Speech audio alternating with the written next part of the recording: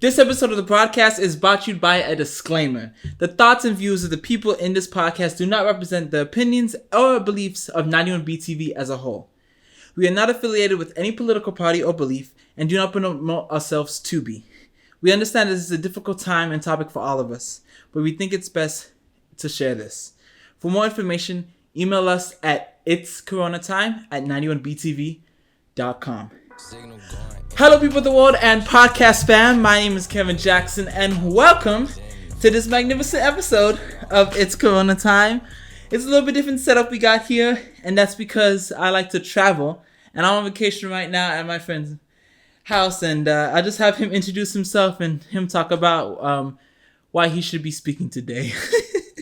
Well, my name is Rylan Hinkle, and I guess I've known Kevin for about 4.5 years now, and he finally decided to come visit me up in Washington State. So yes, I thought this was the perfect time during coronavirus season to leave my house. Yes, definitely a dumb decision, first of all, but I'm glad that I come to visit him because this was, I believe, one of the last time that he's going to be here with, we're not really like sure of everything that's going on right now. This is a changing time, just like the clouds out back here. The clouds are moving so fast and everything is just, there's a transition period. So he's graduating in spring. I'm going to be graduating in fall 2021. So I was like, okay, I want to visit him and I want to visit some other people before like they're not, settled down anymore. So I'm like, okay, let's come to him. So I'm happy for his hospitality. I'm happy that he was available. We did some cool things while I was out here. It's definitely different weather out here for sure. I mean, the first few days it was a little bit smoky. That I actually couldn't tell. I was like, is this the clouds? Is this fog? Y'all got, fog out here? But now I'm actually seeing the bay, the islands, the ocean out here. And I wasn't seeing that the first few days. I was just seeing just smoke. And, he was like, when we were driving here, it was like, there's usually mountains on all sides. And I was like, nah, I don't see it. I don't see it. So we're in Bellingham, like 30 minutes away from Canada. Yep. Something like that. Minutes. So it's definitely, cool to be somewhere different for a change. It reminds me a little bit of like New Jersey when I went like 2 years back. Of just like the woods being like right there. It's not city life. It's definitely not that. So it's a weird transition, but I'm definitely happy to be here and happy to get out on my side of my house. I took every precaution necessary to do, to stay safe and to make sure that others around me, like I was wearing a mask for like half of the time I was here. I wasn't trying to get nobody infected if I had anything, but yeah. So what is it? I just want to ask you, discuss a few topics today. But really, like, what is it like living in Washington and the transition, like, to come to Cal for, like, California for school? Living in Washington is, it's all about doing outdoor stuff, hiking, skiing, kayaking, running. Everyone is, really cautious about what they eat. How they treat their body and everything. And in California, it's a little bit different. It's not to diss on California, but it's more like, like what are you wearing? Like, what are you driving? But it's sort of like that Hollywood feel that is very, very different than at least Northwest Washington. So yeah, the Pacific Northwest is a little bit different out here. I was like, okay, I'm comfortable where I live, and then coming here is like it's a little bit of a change, but like y'all are a lot more liberal here too. Like, yeah, you were telling me, I was just like, nah, I think California is like pretty much, we got protests, like we got people on Twitter always talking about things, but Twitter technically is the microcosm of like literally everything. But I'm like, I see it a lot here. Like, I was swiping through Tinder profiles. I was, I was going through when we were going through the different neighborhoods and seeing Black Lives Matter signs with no black people around. I was like, what? Okay, this is crazy. I never thought I would see this. I spotted 1 and 2 black people when we were outside. And I just see nobody else. And I was like, y'all still supporting us, rocking with us without anything. So I was like, that's cool. That's cool. Yeah, I guess it's more of a facade over here. I mean, over there, you know, in California. Mm-hmm. Yeah. More about styles, you know, more about that stuff. I didn't really realize that, you know. Seeing somebody like that's outside, you know, their perspective is just a little bit different. Mm-hmm. What else? What else is different? Or like what else is So I don't know what people do for fun. Obviously, all that stuff. Yeah. So California, right? Mm-hmm. You go to the club for fun. Well, there's maybe one club here, so that gets old pretty quick. So you see the same people every trying to day. find other, you know, creative ideas of things to do. So. Well, I mean, Seattle is like 2 hours away, right? Yeah. So like that's like the big city life over there. Mm-hmm. So like what I'm trying to say is, if I could, you know, articulate my words properly, is what is the reason to go to Seattle, and what do you like, and why do you go? Well, if you're a tourist, I think the coolest thing to see is Pike Place Market, just because it's, you know, you have all these street vendors, there's musicians there, you see people throw fish, that's pretty cool, and just like a whole bunch of just like homemade stuff, and it's really cool to, you know, see this, you know, it's not completely not like commercialized. So, you know, you're buying something that, you know, someone probably made in their house or something. And it feels good, you know, knowing you're supporting those types of products and like actual local business. Most and definitely. Also plus the first Starbucks is there, which is also cool, but yeah. Yeah, there's so many companies that, like, so many headquarters of companies are like around here too. We got like, you know, Starbucks, you got Amazon, you got, you know, Microsoft. I don't know, there's probably many more, but like they're all headquartered like near, I mean, in Washington, but like near Seattle. So but before we get to that, I do want to talk about the weather here. So like I said, it was a little bit smoky, and then it cleared up for like the past few days. It was just like sunshiny weather. I could see all around, you know, the temperature wasn't that hot. I was like, this is nice, you know, it wasn't cold, it wasn't hot. And then today, you know, it started getting cloudy again, and I'm kind of scared because I leave here tomorrow. So I'm like, am I gonna be in the rain? Like, nobody's here. Everybody's just like walking like it's fine. I'm like, no, it doesn't rain like this over there. It's in like the 80s, 90s, you know, temperature, like sunshine every single day of the year. So how was that adjusting to that? Well, when I first went, it's funny. So when you live here, everyone wants to go to vacation somewhere hot. And then you move somewhere hot, and then you realize that the hot is not that great. And then you want the cold back. And the hot is good in nice little doses, I think.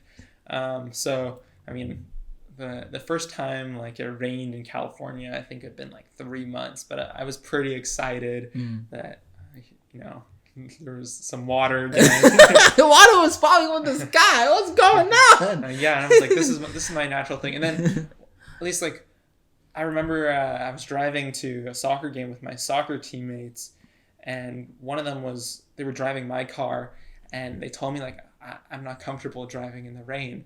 And I'm like, what?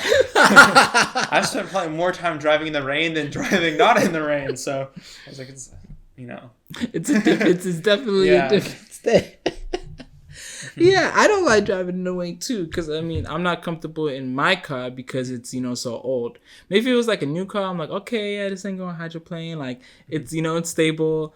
But like my older car, I'm like, nah, I can't even see out there. I need to replace the windshields and everything. So that's why, you know, especially if it's raining hard, I'm like, I can't see. And then this fog, I'm like, I gotta turn on the defroster and all this stuff. But yeah, you were telling me earlier when I came here about y'all love-hate relationship with billionaires. Because we were looking up facts when we were here, you know. We were at the dinner table with his mom, and we were talking about all the latest news. And one of the things that came up was that we researched and saw that Seattle is the most liberal city in America. And I was like, what the heck? I thought it was some city in California. See, the thing about the Pacific Northwest. Well, I thought it was Portland. Oh, you thought it was Portland? To me, I'm like, anywhere that there's white people is going to be conservative. That's just how I was raised, unfortunately. I didn't really know. I mean, I knew like the big cities were, but I just didn't know it was as liberal as, I mean, even more liberal. Because that's just like how my family was raised. But like, how was y'all relationships with them? Because I feel like y'all just would hate them because, you know, they're the opposite of what people stand for. So. Yeah. People of Seattle definitely, Amazon is not their favorite because, they offered a lot of high-paying jobs, and there's only a limited amount of space in the city.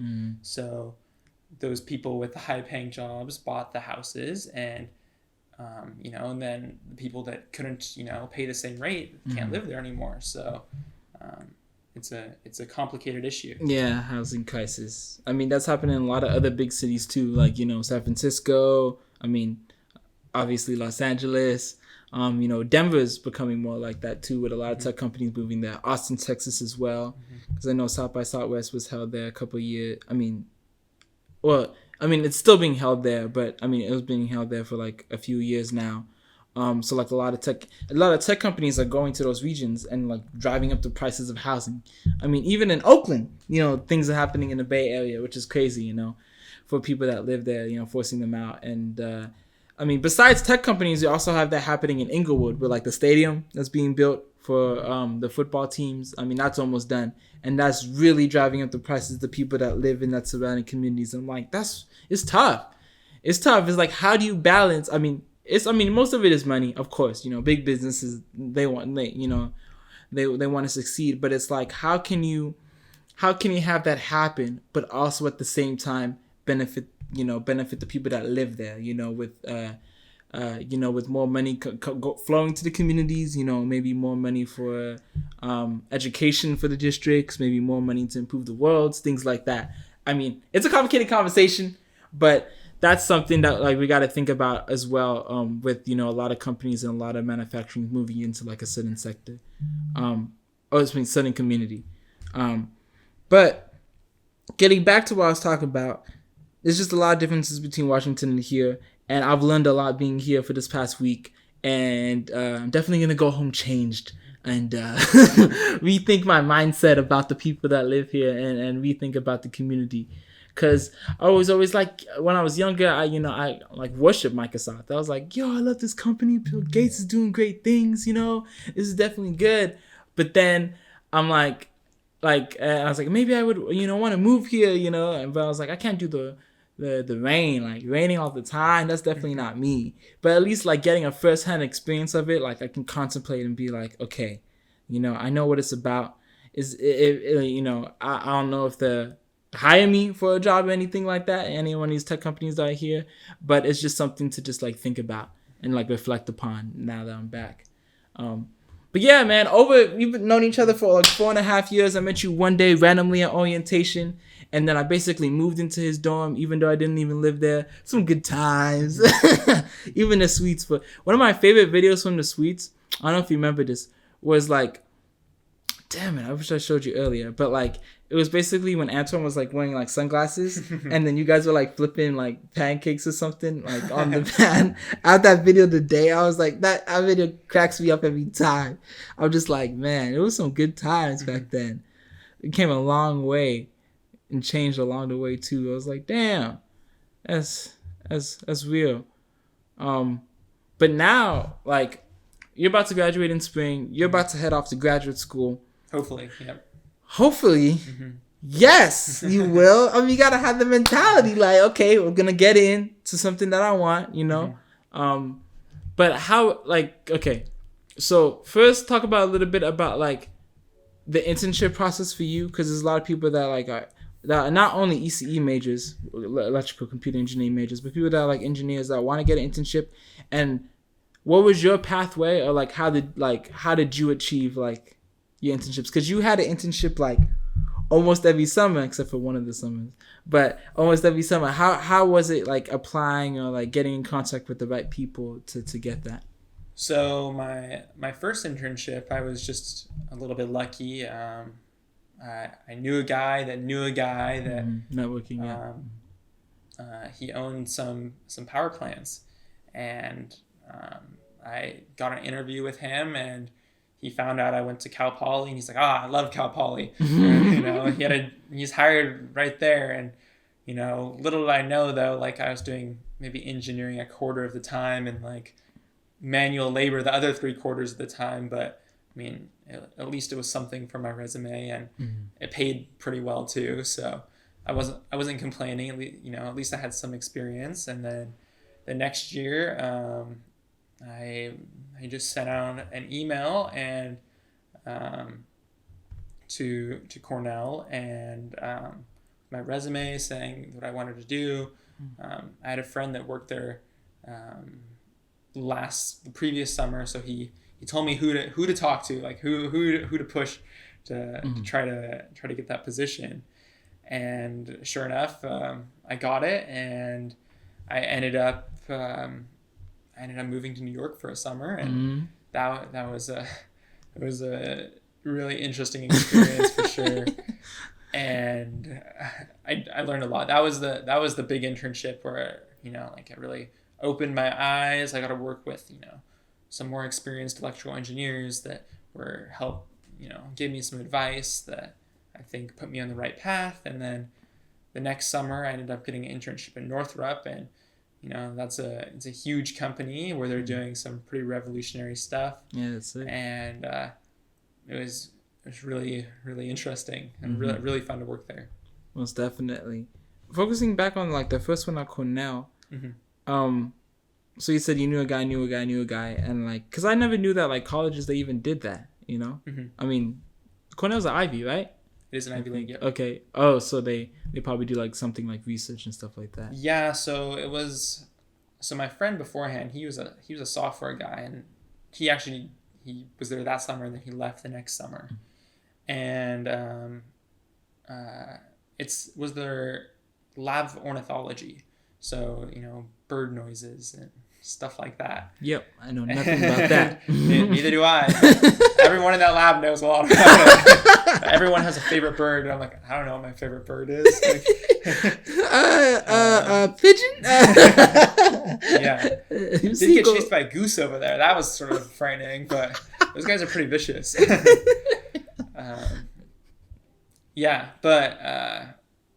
So I was in the lab of ornithology working with other engineers, and I did a lot of firmware stuff and played around with microcontrollers and made PCBs, and it was a cool experience. Yeah. Damn, you did the whole computer route. Yep. So that kind of was like, was that like a motivator for you to choose that as more of your focus in electrical, or was it just that?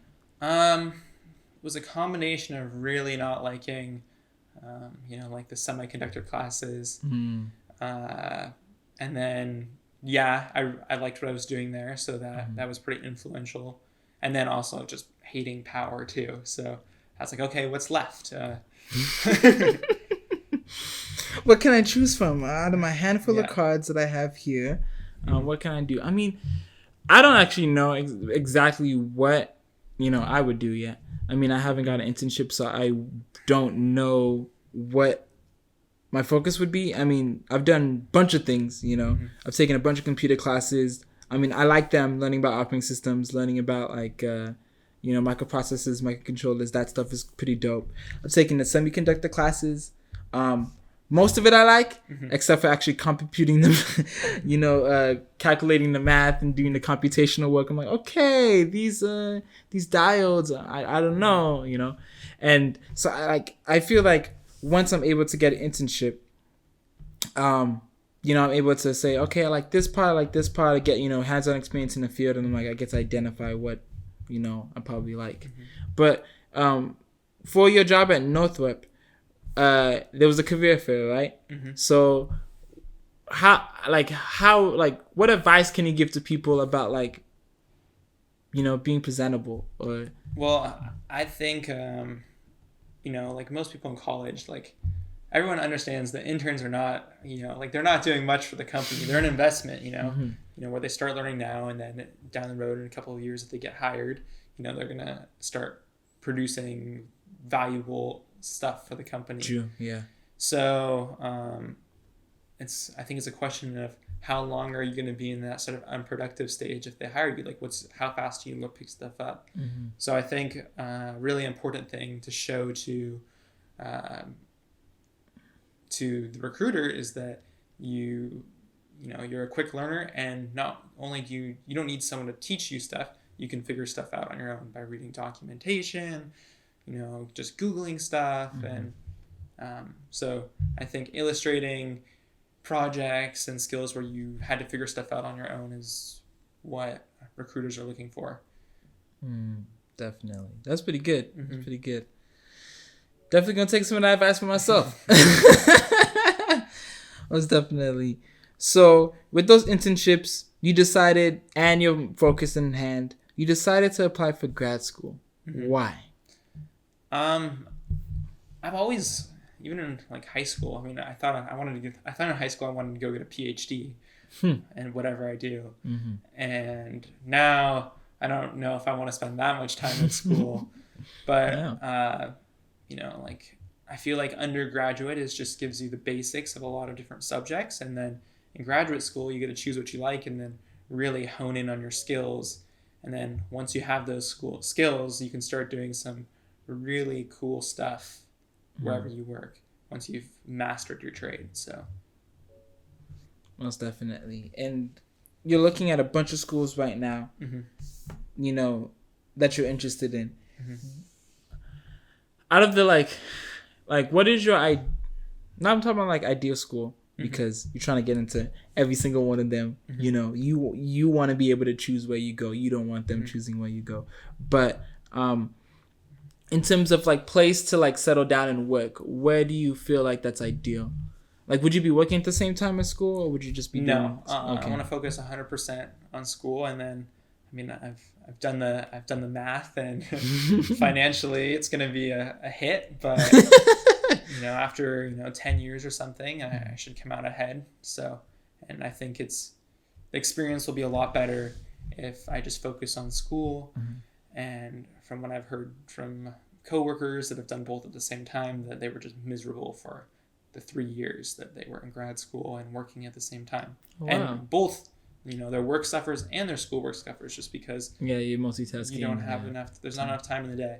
So focus on both. That's the first time I actually like heard about that. There's a lot of people that say, yeah, if you could do both, we can multitask. Like, I mean, my mom, it's different, but I worked in school at the same undergrad. My mom did her associate's degree in the same time and worked 2 jobs.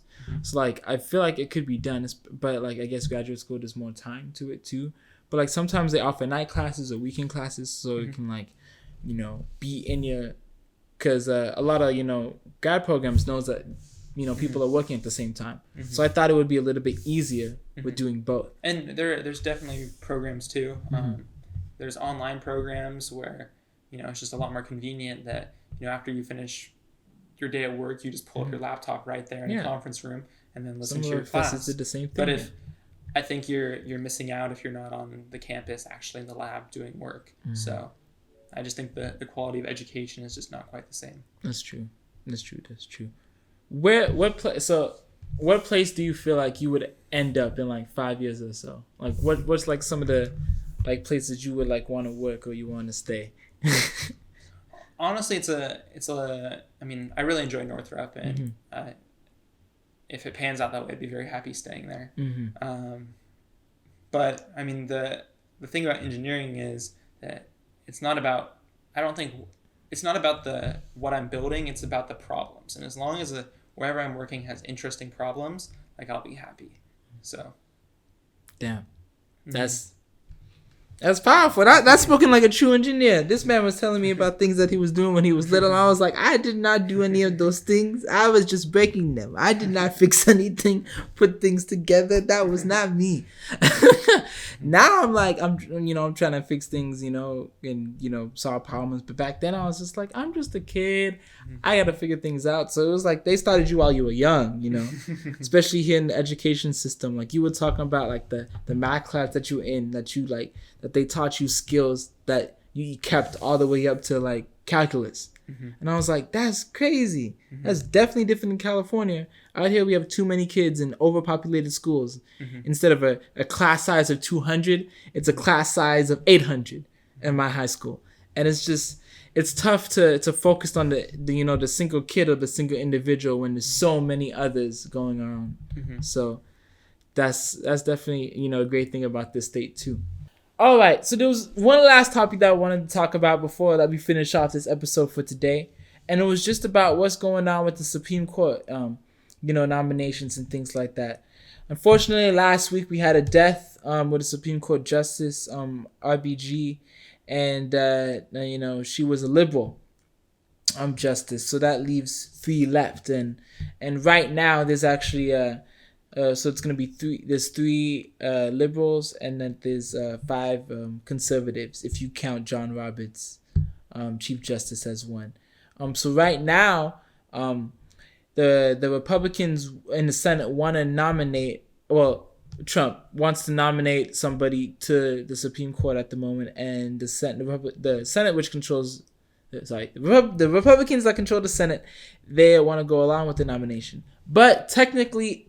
It's there's nothing wrong with it legally, but 4 years ago in 2016 when Obama wanted to nominate someone to the Supreme Court after Anthony Scalia died, the Republican Senate at the time said no, there's no need to nominate anybody during an election year. So yeah, like I was saying, that this doesn't make the court moderate anymore. There's gonna be 6-3.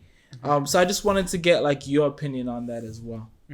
What do you think is going on? Do you think, just what do you think is going on really? Well, I think the best thing for the country is communication. And I think if you have an imbalance, then whoever is in power is just going to shove whatever policy they come up down the other side's throat. And I mean, there's a reason why there's the checks and balances, so that shouldn't happen. And I think, it would be, like Kevin was saying, that it's ideal that if you have a balance on the court, it will help. I think it will create the best policy possible, which will help the country the most down the long run. So, yeah, most definitely. Even if most of the conservative justices weigh on it, or if most of the liberals weigh on it, it doesn't matter as long as they're at least some look or some feel of moderate or equality. On the Supreme Court, it's much better that, for me, as a American person, as the American people. But I just feel like it's also bad that the Supreme Court, that every law gets passed to the Supreme Court and everything goes to them, and that they have so much power as well. It never used to really be like that. It used to be Congress would decide the legislation, and whatever passed, technically goes. They're the ones able to make it. If they want to change something, they can change something. But there's a lot of cultural topics, like abortion, gay marriage, things like that are being passed to the Supreme Court to be okay, this is okay, this is not okay, this is unconstitutional, this is not unconstitutional, when it should be Congress's job to write the bills so the constitutional all the way. But that's just what I feel. I personally feel that the Republicans were right in the first place in 2016 to say that I don't think they should nominate a justice in in an election year, because there's just a lot of elections happening. There is, Senate, 1/3 of the Senate elections happening. There's all of the House of Representatives, and there's the president. So I feel like it would be doing the American people disjustice to nominate somebody based on the prior, Congress. Not the Congress that is coming forth. So it's not up to date on the ideals. It's not up to date on the values that people support, and that the way that the country is swinging more politically. And it even sucks more at the literally all of America is so like partisan right now. It's so polarized, with everybody trying to get, focusing more on Donald Trump getting out than the actual policies or values that would be best for all of us. So it's definitely terrible. But the Republicans in the Senate are going to push them through anyway, whoever it is. So we're just going to have to deal with it. But I really hope that that the person that they nominate is good, a good pick in terms of like they stand by their values, and they're seen as a good moral person. That's all you can really ask for out of their pick. But thank you for joining us today on It's Corona Time. If you would like some more episodes, go ahead and follow us on Spotify, Apple Podcast, any one of those podcast platforms. We got a list of 10 other episodes you can go out and listen to. All right, see y'all next time.